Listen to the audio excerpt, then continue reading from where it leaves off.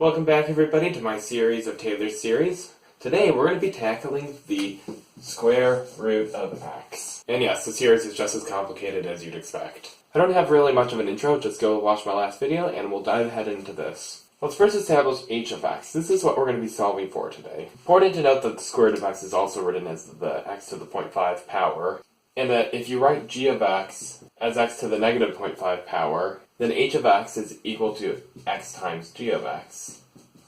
The reason we're solving for the derivative of g of x and not h of x is because x to the 0.5 and the derivative of that are both positive numbers while the rest of the series oscillates. G of x solely oscillates, so it's easier to write the series for. Like all series, we just need to start listing all of the different derivatives. In short terms, if we replace these x's with zeros, every derivative will be equal to 0, but if we replace it with 1s, it just all kind of cancels out.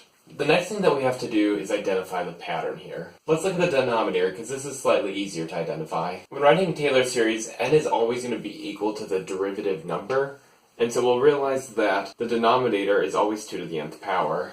That makes a lot of sense, so we'll note that.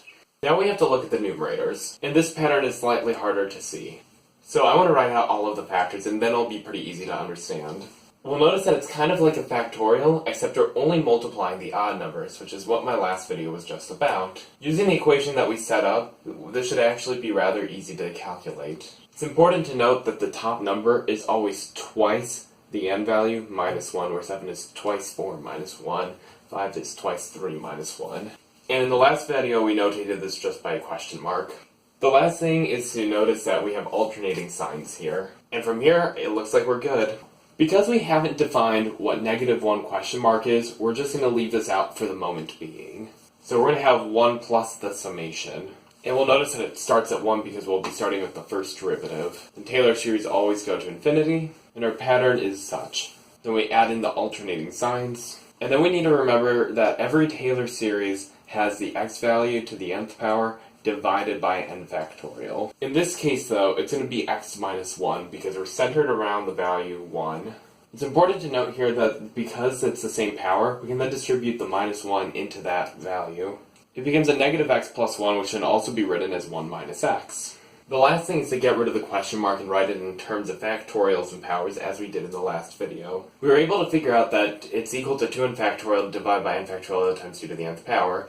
And we'll also notice that there's already an n factorial and a 2 to the n in the bottom row, so we can just square those. Now we still have this dangling 1 right here. I still have this dangling 1 right here, so we can plug in n equals 0. We'll notice we get a 0 factorial, which is 1, a something to the 0th power, which is also 1, 0 factorial, which is 1, a 2 to the 0th power, which is also 1, which gives us that 1, so we can get rid of that and just start the counter back down at 0. We also said that h of x is equal to x times g of x. So if this is g of x, then h of x is equal to g of x times x, and that's equal to the square root of x.